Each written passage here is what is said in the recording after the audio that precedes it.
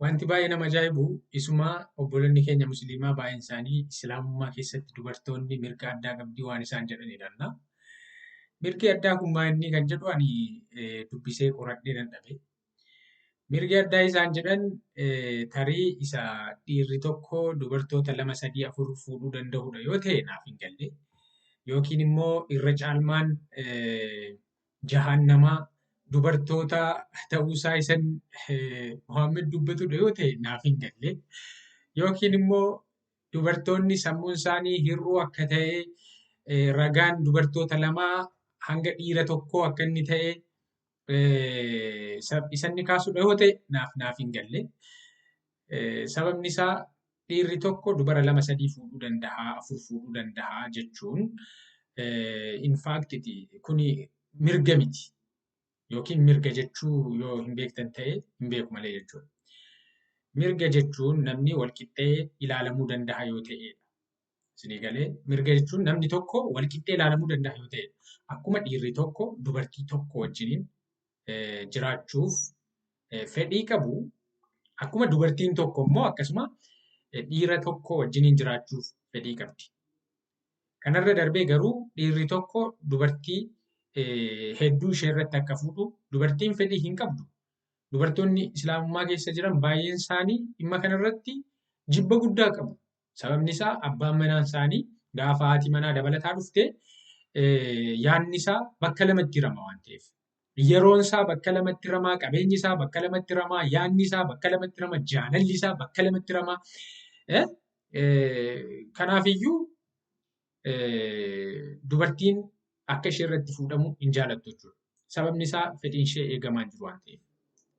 Isin galee amma otoo dubartiin dhiira irratti heerumuu dandeessi ta'e, kana jechuun dhiira 2, 3tti heerumuu dandeessi ta'e yeroo tokkotti silaa akkas mirga jechuun maal akka ta'e dhiironni inni isaaniif gala ture jechuudha.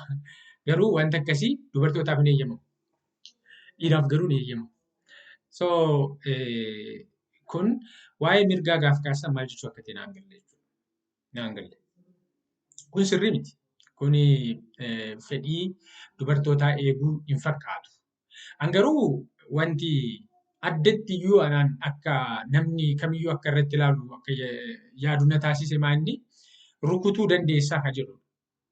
Rukutuu dandeessaa qofa osoo hin taane kan biraanis jira. Quraanan isinii dubbisa, achi booddee hadiisan isinii dubbisa. Quraan suuraa arfaffaa irratti maal jedhaa? Ayaa 34 irratti dhiironni dhimma dubartootaatiin dhaabbatoodha jedha. Kunis waan rabbiin garii isaanii garii irra caalchisee fi wal caalteetti jiraachuudha. Garii isaanii garii irra caalchisee dhiironni dubartoota irra caaludha jechuudha. Maaliif jennaan qabeenya isaanii irraas waan kennaniif dhiironni qabeenya kennaniiti dubartoonni isaaniif kennamu waan ta'eef kanaaf irra caaloodha isaanii kan jedhudha. Dubartoonni gaggaariin rabbii fi dhirsa isaaniitiif ajajamoodha. Kanaafiyyuu dubartoonni rabbiifis dhirsa isaaniitiif ajajamoodha. Sana booddee fagoottis waan rabbiin isaan eegsise tiksatoodha. Isaan finciluu isaanii sodaattan immoo isaan gorsaa. Isteeppii kana mee ilaala. Isteeppii 3tu jira. Jalqaba maal godhaa? Isaan gorsaa. Lammaffaanoo itti aansuun ciisa keessatti isaaniin oodaa. Ciisa keessatti isaaniin oodaa jechuun saalquunnamtii isaan lagaa jechuudha.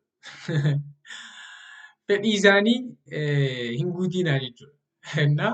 Isaan oodaa yoo kanarratti adabni kun yoo isaanitti cimetu isiniif bitamuudha. Dhumarratti yoo isaan ajajamuu didan immoo rukutaa jedha. Isaan rukutaa jedha. Yoo isaan isaanii ajajaman isaanirratti karaa hin barbaadinaa dhugumatti rabbiin ol ta'aa guddaadha. Kanaafiyyuu ajajamuu qabdi bakka dubartiin. Akka maalittuu ajajamuu qabdi. Hin gorsitaa. Ciisa keessatti ishee ooddaa dinnaan mataa ishee jettaa jechuudha. Mirga jechuun kanadha. Anaan naan galle mirgi keessan isa kam akka ta'e naa galuu dide. Mee hubadhaamee kana. Mee callistanii riippoortii namatti gochuu osoo hin taane barumsa keessan mee ilaala. Innaa hadiisni immoo maal jedha waa'ee rukutuu kanarratti. Sunaan Abu Daawud hadiisa 2146 irratti isaa Iyaas ibn Abdullah ibn Abu Dhubaab ergamaan Rabbii akkana jechuu gabaasee jedha. Jabroota Rabbii hin reebin yookiin dubartoota jechuudha. Warra Rabbiif bitaman hin reebin. Garuu yeroo Umar ergamaa Rabbii bira dhufee akkana jedhe. Dubartoonni gara jaarsa isaaniitti ija jabaatanii jiru. Jedheen Umar dhufeeti. Maalidhaa? Dubartoonni dhirsa isaaniitti ija jabaatanii jiru jedhan. Kanaaf inni nabiyyiin akkas jedhe. Akka isaan reeban heeyyama kenne. Yeroo isaan ija jabaatan kana akka maal godhan heeyyama kenne? Reebaa. Haadha isheeti. Ergasii dubartoonni hedduun maatii ergamaa Rabbii keessa naanna'anii abbaa warraa isaanii irratti iyyachaa dhufan jedha. Kanaaf ergamaan Rabbii akkana jedhan. Dubartoonni hedduun maatii Muhammad keessa naanna'anii abbaa warraa isaanii irratti iyyachaa jiru. Isaan isin keessaa warra gaarii miti. Warri iyyatan kun sirrii miti. Reebamnaan gab jedhanii buluu qabu malee isaan kun sirrii miti. Kanaafiyyuu tumaa. Baay'ee warri dhiiraa argattaniittu asitti sammaa afuriitti fuudhuu dandeessu isiniin jedha. Achuma immoo jannata keessa immoo 72 isin eegaa jirti isiniin jedha. Durboota jechuudha. So durboonni asittis akkuma abbaa manaa keessan guutuutti kan keessan ta'uu isaa hawwitanitti haftuu jannatattis hin jiru keessan yoo jannata keessa wanta akkasii jiraate jechuudha. Hin jiru malee. Hin jiru malee. Sahih Bukhari irratti immoo maal jedhaa 5825 irratti mee kana dhaggeeffadha. Ishee kana xiyyeeffannoo keessan hin barbaada. Ishee kana xiyyeeffannoo keessan hin barbaada. Akkas jedha. Ikrimaatu gabaase maal jedhaa? Nama Rifa'aa jedhamutu haadha manaa isaa hiikee jedha. Kana booda Abdurrahman bin Az-Zubayr Al-Qurazii ammoo ishee fuudhee jedha. Isa Rifa'aan hiikee namichi kun immoo fuudhe. Abdurrahman immoo fuudhe. Aishaan akka jettetti giiftiin ni dhufteedha. Haati manaasaa Abdurrahman kun ni dhufte. Golgaa magariisa uffattee achumaan abbaa warraa ishee yookiin Aishaatti himatte. Gogaa ishee irratti tuqaa magariisa reebicharraa kan ka'e itti argisiiste. Naa ilaali jetteen dirmammuu isa reebi jennaan abbaa warraatiin reebaa jennaan Muhammad Abdurrahman kee irra dhaabbate haadha manaasaa. Kana booddee dhufteeti Abdurrahman na reebe ilaali dirmammuu goote Aishaatti himatte. Achiin booddee yeroo sana waldeeggaruun amala dubartootaa waan tureefi yeroo ergamaan Rabbii dhufu Aishaan akkana jetteedha. Dubartiin hamma dubartoota muumtoota rakkattu hin argine jettiin. Dubartiin Aishaan kun ikkoo nama gaariidha bari.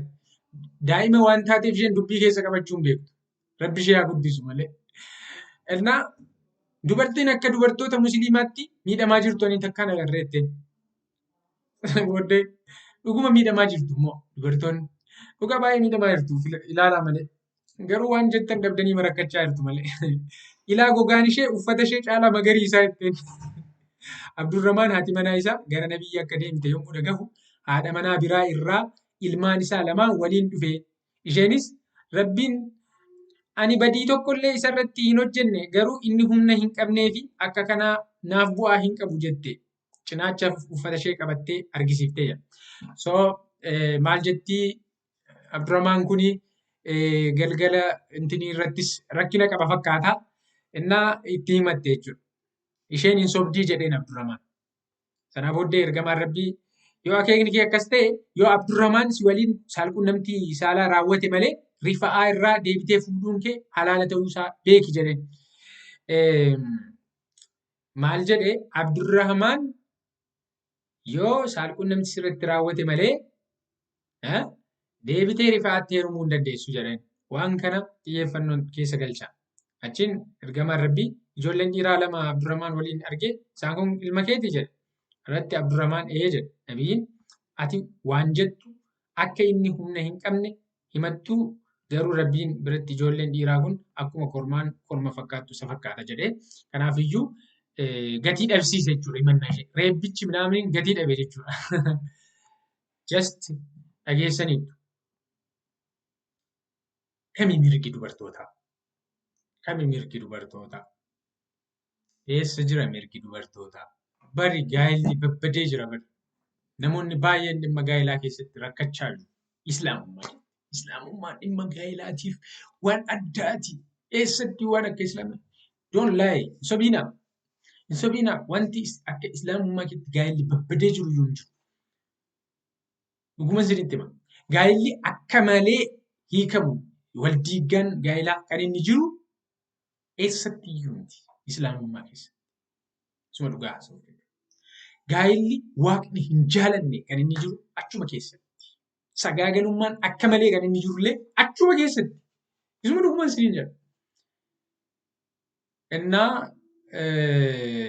dubartoonni mirgi keessan eessa jiratti yaada. Ani kana gaafan dubbadhu garuu maalti si galchee naan jechuu dandeessu dhugaa keessan jettani. Garuu na galcha. Wanti na galchu barumsi kun sobadha waan ta'eef barumsa dogoggoraati waan ta'eef irraa deebi'uu qabdu waan ta'eef na galcha. Barumsi kun barumsa dogoggoraati. Tokko namni haadha manaa tokko ol gaafa fuudhu namichi ejjituudha. Namichi ejjituudha. Sagaagalaadha.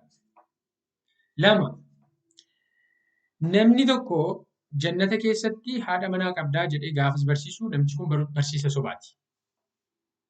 Wanta akkasiin jiru waan ta'eef jechuudha. Kun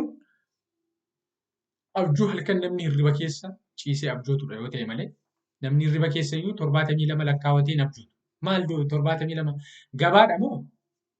Lakkoofsittiin immoo eessaa akka dhufte iyyuu naan galu 72 maal eessaa akka harkisanii fidan iyyuu naan galu. So barumsa sobaa akkasiirraa of eeggadhaa jechuumaa fi thank you.